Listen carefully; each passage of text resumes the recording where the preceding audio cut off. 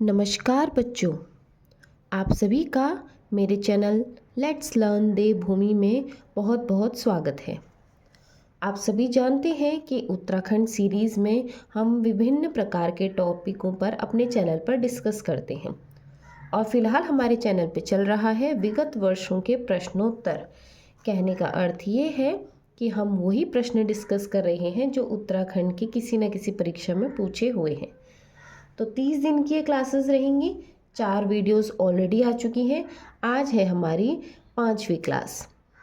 तो प्रश्न आपको स्क्रीन पर दिख रहे होंगे। उम्मीद करती हूँ कि आप प्रश्नों का उत्तर मुझसे पहले करें। आज हम 30 क्वेश्चंस आपके लिए लेकर आए हैं, तो कोशिश ये कीजिए कि आप 25 प्लस स्कोर करें, 25 प्लस नंबर लेकर आएँ, क्योंकि ये वो ही प्रश्न है जो मैंने भी आपको पढ़ा दिए हैं। वो जिला सीरीज़ में कवर कराया है, वो नदी तंत्र में कवर करा रखा है। आज के जो प्रश्न है वो उत्तराखंड की भूगोल से रिलेटेड है। नदी तंत्र, झीलें, तालों, इनसे संबंधित ही प्रश्न आपको देखने को मिलेंगे। तो प्रश्नों को शुरू करते हैं। हमारा आज का पहला प्रश्न है, टिहरी बांध किन नदियों के संगम पर स्थित है? जो टिहरी बांध है वो क्या है, किन 2 नदियों के संगम पर बना हुआ है? तो वो 2 नदियों के नाम आपको पता होने चाहिए। पहला है भागीरथी और दूसरा है भिलंगना। तो जहाँ पर भागीरथी और भिलंगना का संगम होता है उसी के ऊपर बना है हमारा टिहरी बांध। अब मैंने जब आपको नदी तंत्र पढ़ाया था तब भी बताया था, जब टिहरी गढ़वाल पढ़ाया था तब भी आपको ये चीज़ बताई थी। तो ये आपका होमवर्क रहेगा पहला, कि भागीरथी और भिलंगना नदी पर एक प्रयाग बनता है।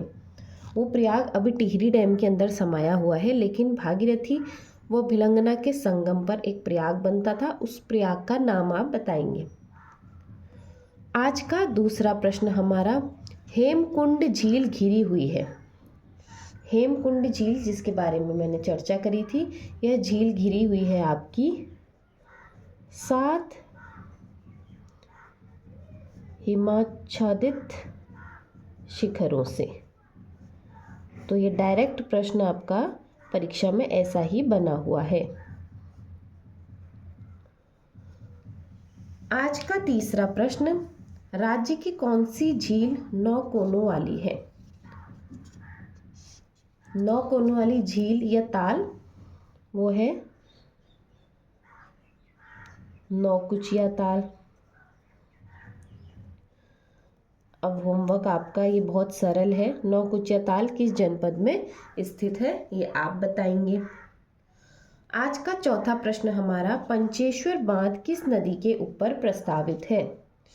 तो जो पंचेश्वर बांध है ये हमारा कहाँ पर है? काली नदी के ऊपर प्रस्तावित है। ये 2016 के पेपर में पूछा हुआ प्रश्न है। अगला प्रश्न हमारा, पिंडर नदी का उद्गम हुआ है। कहाँ से हुआ है पिंडर नदी का? ये आपका होता है पिंडारी ग्लेशियर से। और यह पिंडर नदी अलकनंदा नदी से मिलके कौन सा प्रयाग बनाती है? ये आपका होमवर्क है। ये क्या हो जाएगा? आपका रिवीजन हो जाएगा। अब प्रश्न कोई महत्वपूर्ण ज़्यादा, कोई महत्वपूर्ण कम, ऐसा कुछ नहीं होता है। परीक्षा में हर प्रश्न 1-1 नंबर का होता है। परीक्षा में अगर प्रश्न पूछा हुआ है तो वो क्या है, इम्पोर्टेंट है उस टॉपिक से, या वो क्वेश्चन भविष्य में भी रिपीट होने के बहुत चांसेस होते हैं। छठा प्रश्न, उत्तराखंड की सबसे गहरी झील कौन सी है? तो जो 9 कोनों वाली झील थी नौकुचिया ताल, ये नौकुचिया ताल ही हमारे राज्य की सबसे गहरी झील है, नौकुचिया ताल। अब आपका होमवर्क है, आप मुझे बताएंगे कितना गहरा है, क्योंकि जो सर्वाधिक गहरा है, यानी कि हमारे राज्य का जो सबसे गहरा ताल या झील नौकुचिया ताल है, इसकी गहराई कभी पूछ ले, या जो मल्टीपल क्वेश्चंस आजकल बन रहे हैं नौकुचिया ताल के बारे में, आपको 3 बिंदु दे दिए कि 9 कोनों से घिरी है और यह सबसे गहरी झील है और इसकी जो गहराई है वो इतनी है। आपको बताना है कि निम्न में से कौन से पॉइंट सही हैं। और कौन से पॉइंट गलत हैं। तो आपको उसकी गहराई भी क्या होनी चाहिए, पता होनी चाहिए। आज का 7वां प्रश्न हमारा, काली और गोरी नदियों का संगम कहाँ होता है। काली और गोरी नदियों का संगम, ये काली नदी तंत्र में भी मैंने आपको पढ़ाया था, यह होता है पिथौरागढ़ के जौलजीबी नामक स्थान पर। और इन्हीं के संगम पर जौलजीबी मेला भी लगता है, जो कि पिथौरागढ़ का क्या है, प्रसिद्ध मेला है। आज का 8वां प्रश्न, किस ताल को गांधी सरोवर कहा जाता है। तो किस ताल को गांधी सरोवर कहा जाता है, चौराबाड़ी ताल। अब गांधी सरोवर क्यों कहा जाता है, क्योंकि यहाँ पे महात्मा गांधी जी की क्या है, अस्थियां विसर्जित की गई। यह मैंने जब आपको ताल पढ़ाए थे तब बताया था। अगर चौराबाड़ी ताल नहीं आया, दूसरा नाम आया, तो आपको कंफ्यूज नहीं होना है। अब आपको इसका अन्य नाम मुझे बताना है, क्योंकि ये मैंने पढ़ाया हुआ है और बार बार चीज़ों को बताने में क्या रहता है, मज़ा नहीं आता है। और आप लोगों को कितना याद है वो भी क्या हो, मुझे थोड़ा पता चल सके। 9वां प्रश्न आज का, उत्तराखंड की पहाड़ियों में चाल खाल का संबंध है। तो उत्तराखंड की जो पहाड़ियों है उसमें चाल खाल का जो संबंध है वो है जल संरक्षण से। जल संरक्षण से जुड़ा है आपका चाल खाल। अब चाल खाल क्या है वो आपका होमवर्क है। आज का 10वां प्रश्न, कोटेश्वर बांध निर्मित किया जा रहा है। कोटेश्वर बांध निर्मित किया जा रहा है किस नदी पर, यह किया जा रहा है आपका भागीरथी नदी पर। उम्मीद करती हूँ आपके प्रश्न अभी तक सभी सही हुए होंगे, क्योंकि सारे प्रश्न क्या हैं जो मैंने चैनल पे पढ़ा दिए हैं उसी से रिलेटेड है। 11वां प्रश्न आज का, उत्तराखंड की सर्वाधिक लंबाई वाली नदी। तो यह नदी तंत्र में भी मैंने आपको पढ़ाया था विशेष रूप से, और जब आपको पिथौरागढ़ जनपद पढ़ाया था तब भी बताया था। काली नदी क्या है, हमारे उत्तराखंड की सर्वाधिक लंबी नदी है। अब आपको इसकी लंबाई बतानी है, इसकी लंबाई कितनी है वो आपका होमवर्क रहेगा। आज का 12वां महत्वपूर्ण प्रश्न, डोडी ताल किस जनपद में स्थित है। तो डोडी ताल हमारा उत्तरकाशी जनपद में स्थित है। 13वां प्रश्न, पूर्वी रामगंगा नदी का उद्गम होता है। यानी कि वो आपसे पूछ रहा है पूर्वी रामगंगा कहाँ से निकलती है। तो यह निकलती है हमारी नामिक ग्लेशियर। मैं आपके सामने प्रश्न लिख के रख लेती हूँ, फिर वीडियो शूट करती हूँ और उत्तर देने का प्रयास करती हूँ, ताकि मेरा भी क्या हो, एक बार रिवीजन हो जाए। तो कहीं पर कभी कोई त्रुटि हो जाती है तो आप मुझे बता दीजिए। अगला है, झिलमिल ताल राज्य के किस जिले में स्थित है। तो झिलमिल ताल हमारा चंपावत जिले में स्थित है। आज का 15वां महत्वपूर्ण प्रश्न, टोंस नदी किसकी सहायक नदी है। तो टोंस नदी सबको पता है, यह यमुना की क्या है, प्रमुख सहायक नदी है। 16वां प्रश्न आपका, बाल गंगा किसकी सहायक नदी है। तो टोंस नदी तो यमुना की हो गई, बाल गंगा आपकी भिलंगना की सहायक नदी है। तो जो प्रमुख प्रमुख नदियां हैं उनकी सहायक नदियां परीक्षा में अब काफ़ी पूछा जाने लगा है। तो पहला होमवर्क आप यहाँ से नोट करेंगे कि टोंस नदी किन दो नदियों को मिलकर बनती है और इसका उद्गम स्थल क्या है। दूसरा, बाल गंगा का उद्गम स्थल क्या है वो आपको पता होना चाहिए। अब अगला है हमारा प्रश्न, पश्चिमी नयार नदी उद्गमित होती है। तो पश्चिमी नयार नदी आपकी कहाँ से उद्गमित होती है, ये होती है दूधातोली श्रेणी से। दूधातोली श्रेणी से उद्गमित हुई हमारी पश्चिमी नयार नदी। अभी दूधातोली श्रेणी के बारे में मैंने आपको बहुत कुछ बताया था कि ये किसी एक ज़िले में नहीं है, ये 2-3 ज़िलों में फैला हुआ है। तो आपका होमवर्क ये है, दूधातोली से बहुत सारी नदियाँ निकलती हैं, ये भी आपको बता रखा है। दूधातोली श्रेणी किन किन ज़िलों में है ये आप मुझे बताएंगे। आज का अगला प्रश्न, श्यामला ताल कहाँ स्थित है? तो श्यामला ताल हमारा चंपावत जिले में स्थित है और यहाँ पर कुछ एक ऐसी चीज़ होती है जिसके लिए प्रसिद्ध है, तो वो आपको बताना है। आपको उस पर क्या करनी है, रिसर्च करनी है कि वो क्या चीज़ है जो श्यामला ताल पे मुख्यतः देखने को मिलती है। आज का अगला महत्वपूर्ण प्रश्न, गंगनानी तप्त कुंड किस जनपद में स्थित है? तो गंगनानी तप्त कुंड हमारा उत्तरकाशी जिले में स्थित है। आज का 20वां प्रश्न, लथिया किसकी सहायक नदी है? तो लथिया आपकी काली नदी की एक प्रमुख सहायक नदी कह सकते हैं। लथिया नदी किस जिले में बहती है ये आप बताएंगे मुझे। आपको ये क्वेश्चन नहीं करेगा कि आज होमवर्क ज़्यादा मिल रहा है, होमवर्क देने का मैंने आपको पहले भी बताया है। जो मेरा लक्ष्य रहता है वो ये रहता है कि आप उससे रिलेटेड और चीज़ पढ़ें, आपका इंटरेस्ट जागे। पहले तो जब भी आप किसी चीज़ को पढ़ रहे हो या किसी चीज़ की तैयारी कर रहे हो तो आपका इंटरेस्ट खुद उस पर जागना चाहिए कि हाँ इससे ये क्वेश्चन भी बन सकता है, इससे ये क्वेश्चन पूछा जा सकता है। नयार नदी आपने पढ़ ली, पौड़ी नदी पौड़ी ज़िले में बह रही है, ये है पूर्वी नयार, पश्चिमी नयार कहाँ से निकल रही हैं, कहाँ पे मिल रही हैं, ये छोटी छोटी चीज़ें आपको क्या होनी चाहिए, सारी पता होनी चाहिए। अगर आपके सामने एक चीज़ आ रही है तो उससे रिलेटेड क्या क्या प्रश्न बन सकते हैं, ये क्वेश्चन आप अपने दिमाग में क्या करो, खुद बनाना सीखो। जब आप खुद रिसर्च करके खुद प्रश्न बनाना सीखोगे तो बहुत चीज़ें क्या हो जाएंगी आपके लिए आसान, खुद ब खुद हो जाएंगी। 21वां प्रश्न आज का, भागीरथी और अलकनंदा नदियों को किस नाम से जाना जाता है? तो भागीरथी और अलकनंदा नदी को सास बहू के नाम से जाना जाता है, क्योंकि एक नदी बड़ी शांत होके बहती है और एक नदी क्या होती है, एकदम उछलती कूदती बहती है, उसका बहाव ज़्यादा होता है, इसीलिए इनको सास बहू नदी कहा जाता है।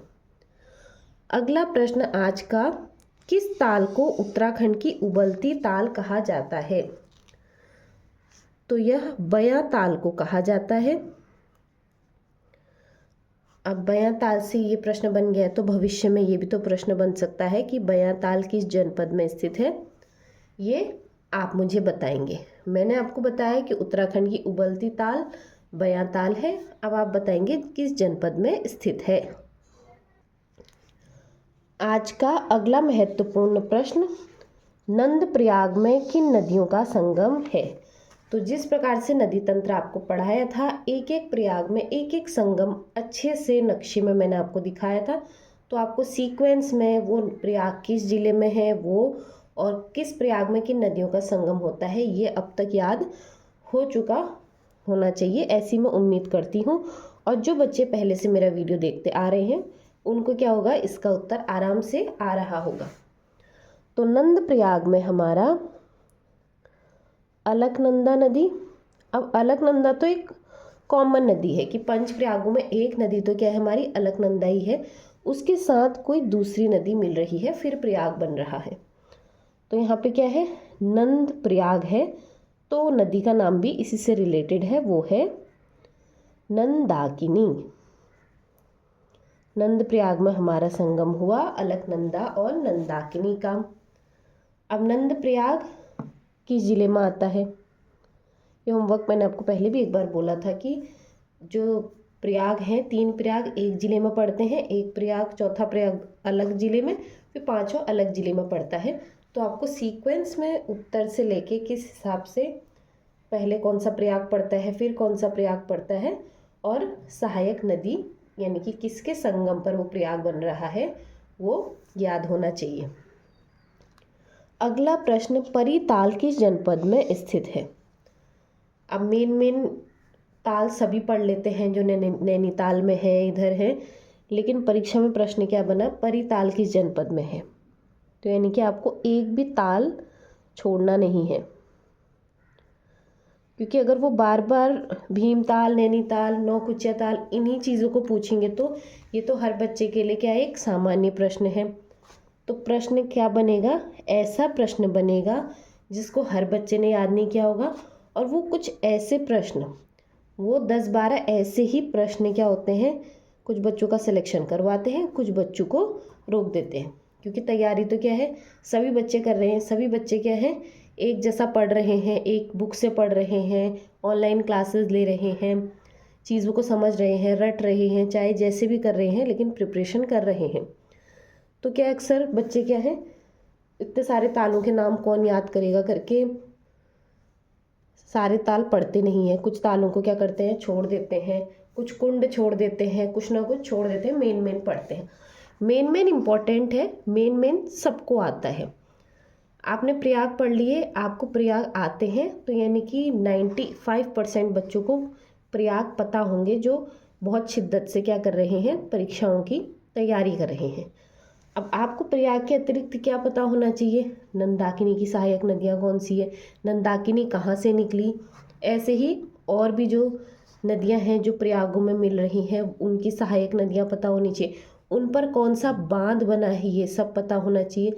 और कहीं पर जो सहायक नदी है, मान लो कोई नदी नंदाकिनी से मिली, वो किस जगह पर, कुछ प्रमुख नगर के पास संगम हो रहा है, वो चीज़ें पता होनी चाहिए। तो जो एक्स्ट्रा एफर्ट्स हैं, जो एक्स्ट्रा नॉलेज है, जो आप एक्स्ट्रा मेहनत कर रहे हो, वो एक्स्ट्रा मेहनत क्या है, आपको परीक्षा में मेरिट लिस्ट में ऊपर लेके जाती है। तो उम्मीद करती हूँ आपको मेरा पॉइंट समझ में आया होगा। अगला प्रश्न आज का, केदारनाथ से रुद्रप्रयाग तक बहती है। तो केदारनाथ से रुद्रप्रयाग तक बहती है हमारी मंदाकिनी नदी। और यहाँ पर कौन सा प्रयाग बनता है, जब ये अलकनंदा से मिलती है, ये भी आपको पता होना चाहिए। अगला महत्वपूर्ण प्रश्न आज का, जाह्नवी नदी किस मुख्य नदी से संबंधित है। तो जो जाह्नवी नदी है वो भागीरथी नदी की क्या है, एक प्रमुख सहायक नदी है, तो यह भागीरथी नदी से क्या है, संबंधित है। अगला महत्वपूर्ण प्रश्न हमारा, किस स्थान से भागीरथी को गंगा के नाम से जाना जाता है। तो भागीरथी को गंगा के नाम से जाना जाता है देवप्रयाग, जो हमारा लास्ट प्रयाग है, टिहरी में आता है।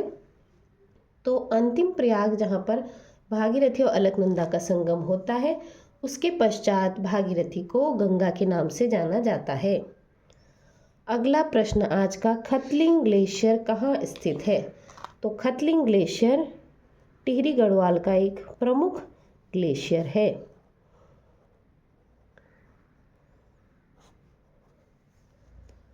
29वां प्रश्न, गंगा राष्ट्रीय नदी घोषित की गई। अब गंगा राष्ट्रीय नदी है, ये तो सबको पता है, और परीक्षा में प्रश्न क्या पूछ लिया कि उसे घोषित कब किया गया राष्ट्रीय नदी। तो वो घोषित किया गया 4 नवंबर 2008 को। आज का अंतिम महत्वपूर्ण प्रश्न हमारा, देवरिया ताल किस जनपद में स्थित है। तो देवरिया ताल हमारा रुद्रप्रयाग जनपद में स्थित है। तो आपको देखने को क्या मिला, नदियों के उद्गम स्थल, सहायक नदियाँ, ताल, संगम, तो इनसे रिलेटेड क्या है, भूगोल में काफ़ी प्रश्न बने हैं। तो इन प्रश्नों से क्या होगा, आपको एक आइडिया हो जाएगा कि हाँ, आपको अपनी तैयारी किस हिसाब से करनी है। अगर पढ़ना है, आप किसी एक नदी को पढ़ने के लिए बैठते हो, आपने अलकनंदा पढ़ना शुरू किया, तो आप अलकनंदा के बारे में A to Z, कहाँ से निकल रही है से लेके लास्ट जहाँ पर देवप्रयाग में उसका संगम भागीरथी से हो रहा है, वहाँ पे क्या करना है आपको, पता करना है कि वहाँ पर कौन कौन सी सहायक नदियाँ हैं, कौन कौन से प्रयाग बन रहे हैं, कौन कौन से डैम हैं, बांध है, कौन कौन सी परियोजनाएं हैं और कौन कौन सी प्रमुख सहायक नदियाँ हैं। ताल किस किस जनपद में कौन कौन से ताल हैं सेपरेटली लिख लीजिए। मैंने आपको जब जिला सीरीज़ पढ़ाया था तो उसमें प्रॉपर नोट्स भी प्रोवाइड कराए थे। आप चाहें तो जिला सीरीज़ हमारी देख सकते हैं। और जिला सीरीज़ के बाद हर जिले के बाद मैंने उस जिले से रिलेटेड 50 महत्वपूर्ण प्रश्नों के 2-2 वीडियो हर जिला समाप्त होने के बाद भी कराए थे आपको। तो जो नए बच्चे हैं वो चाहें तो प्लेलिस्ट में जाकर जिला सीरीज़ वगैरह भी देख सकते हैं। तो उम्मीद करती हूँ आपको मेरा पढ़ाया समझ में आया होगा। कहीं पर पढ़ाने में कोई त्रुटि हो जाती है तो आप मुझे कमेंट करके बता सकते हैं। कोई डाउट हो तो आप कमेंट करके मुझे बता सकते हैं। बाकी आप मेरे वीडियो को बहुत सारा प्यार दे रहे हैं, इसके लिए पूरे दिल से बहुत बहुत धन्यवाद। बस ऐसे ही हमारे चैनल से और लोगों को जोड़ें ताकि पढ़ाने में क्या हो और मज़ा आए। जब ज़्यादा बच्चे जुड़ जाएंगे चैनल से तो मैं क्या करूँगी, एक दिन की 2-3 क्लासेस आपके लिए आराम से लेकर आ जाऊँगी। तो इसी के साथ अपना वीडियो यहीं पर समाप्त करती हूँ। मेरे चैनल से जुड़े रहने के लिए आप सभी का पूरे दिल से बहुत बहुत धन्यवाद।